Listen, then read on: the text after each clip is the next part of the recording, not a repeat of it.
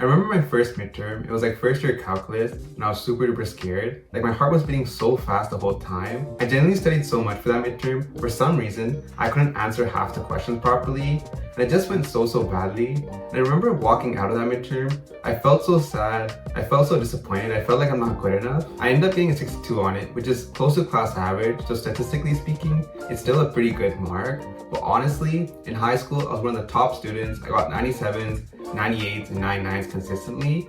And going into engineering at University of Toronto, even though I knew it would be hard, I still wanted to do well. And I'm sure you've been in a similar situation before, like you set this massive goal for yourself and then you fail so miserably. And I think the mistake that all of us make is that we think we're stupid or something and then just completely give up. If you're in a program, like you're in university, or you're in like a specialized program in high school or something like that, for you to get into that program, you're already smart enough, you deserve to be there. The reason why we might not be doing as well as we can is because what's stupid is not us, but our systems. Like every year, we take a step up in how challenging school gets, and some years there's this massive jump that you go from middle school to high school, or like you go from high school to university, and we can't expect the systems that worked then to keep on working now. For example, the tips and the study techniques that you used to study in high school is not going to work in university. It's a completely different game now, and that means you need a completely different set of tools. Honestly, with the abundance of good YouTube videos out there, finding a new system that works is not hard at all. What you want to look for are videos that are 20 to 30 minutes long that walk you through the entire process step by step. Like this video is one of the best you'll ever find on how to learn content, revise it,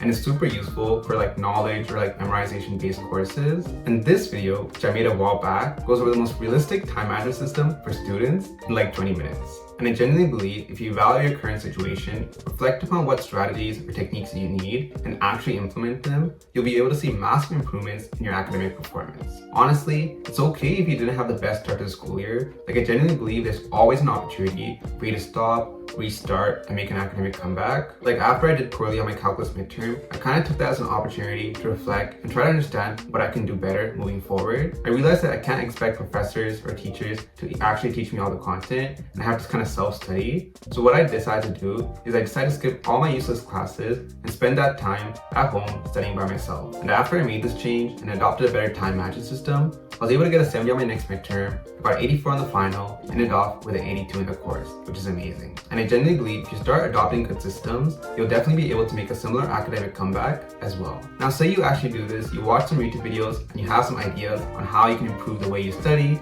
or approach school. Like for example, you realize that you never have enough time to do all your work, so you check out my time management video and are ready to try it out. The most important thing I want you to remember is that good things take time. Like for some reason, everyone expects that you start doing something and all of a sudden you're gonna see results.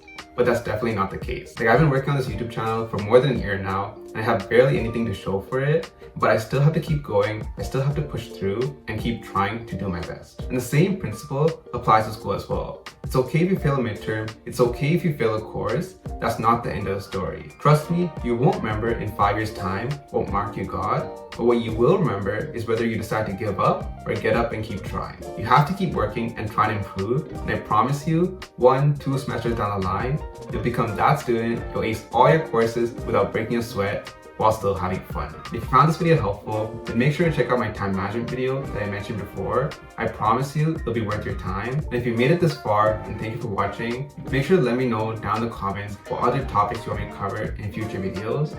And that being said, I'll see you next time.